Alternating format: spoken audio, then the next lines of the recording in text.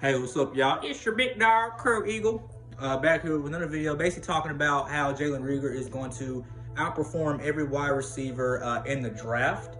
And my reasoning behind this is just simply because Jalen Reagor's ceiling is just so high and unlimited with the Philadelphia Eagles. If you think about it, Jalen Reagor definitely has the potential to be, a number one wide receiver on this team.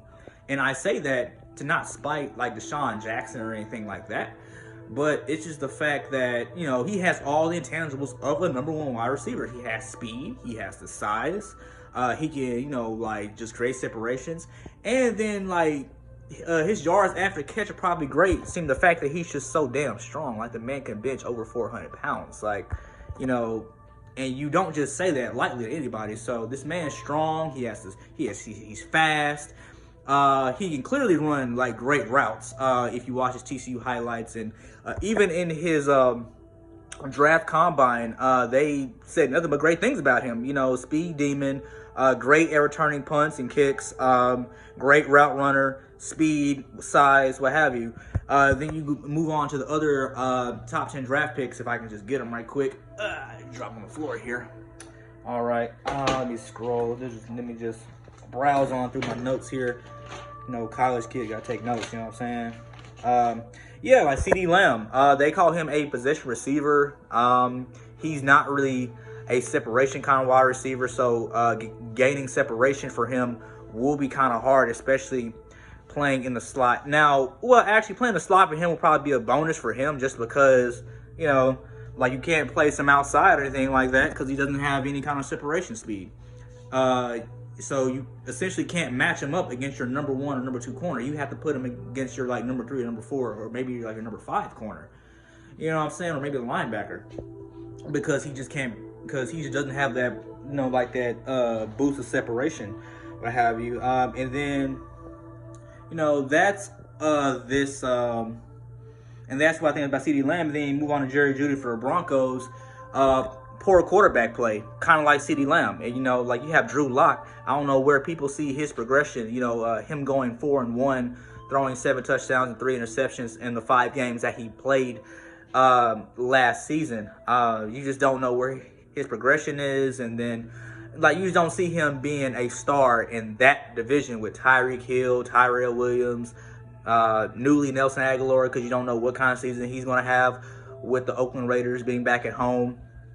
So, no, I just don't see it with Jerry Jeudy.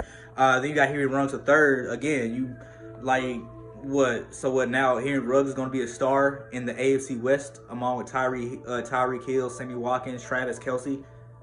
I just don't see that happening. And then you got Justin Jefferson, who's with the Vikings. Now, Justin Jefferson, maybe, but then again, because he has a great quarterback throwing to him, unlike Drew Lock, CeeDee Lamb, and Jerry Jeudy.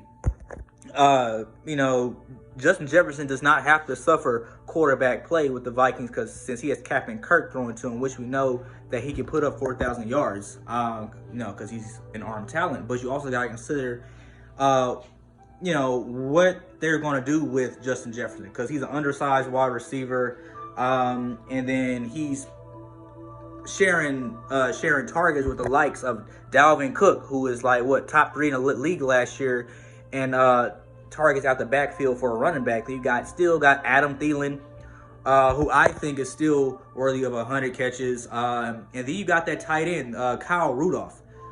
So what kind of impact could Justin Jefferson really make on that team?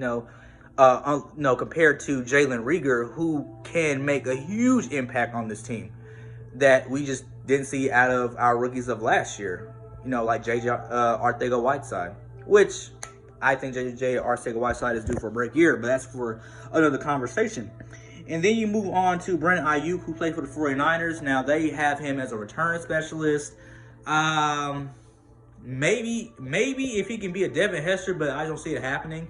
And then him getting the shine over Deebo Samuel, Kittle, who is ranked as one of the best, 1 or 2 tight ends last year, between him and Kelce, which I still think is absurd, because I still think Zach Ertz should have been up there. But, so you don't I don't see what Brandon Ayuk could do that Jalen Reagor could do on the Philadelphia Eagles. I don't see Brandon Ayuk being a number one wide receiver on the San Francisco 49ers. And then you got KJ Hamler on the Jets. You got Chase Claypool, Steelers. All right, Denzel Mims. They call him an Allen Robinson kind of receiver. Now, I forgot what team he got drafted to. I really didn't write that down. I probably should have. But he's not a separation wide receiver, and he has drop problems. You know what I'm saying? So I just don't see, him being a number one tangible wide receiver. Now, KJ Hamler, DJ kind of receiver, no. Then T. Higgins, no. With the Bengals, I don't see him doing much with a first-year coach and a first-year quarterback in the league. Now, what do Jalen Reagor and the receivers all have in common? Yes, they were all the top 10 coming out the draft. But the reason I feel like Jalen Reagor is set to have a great year with the Philadelphia Eagles is because of his unlimited potential and him being thrown to by a top 5 quarterback in the league as compared to the rest of these names I just named. They're set back by being in line behind other star talent, poor quarterback play, and what other reasons did I name? Poor quarterback play. So poor quarterback play, line behind star talent, and just not having the intangibles of what you would want in a number one wide receiver. Now, obviously, I'm not saying Jalen Reagor is going to be Randy Moss or anything, because CeeDee Lamb's not going to be Randy Moss. Because how the hell are you going to be Randy Moss with a 4.5 40? How the hell are you going to be a Randy Moss and you're not a burner, according to your combine reviews? How are you going to be Randy Moss when you're just a possession wide receiver? How the fuck? Man, how the fuck did that work? Man, but y'all let me know what y'all think, man. Is Jalen Reagor set to be the best wide receiver coming out the draft? And, and if not, who it is, man? Let's talk football. Ayah.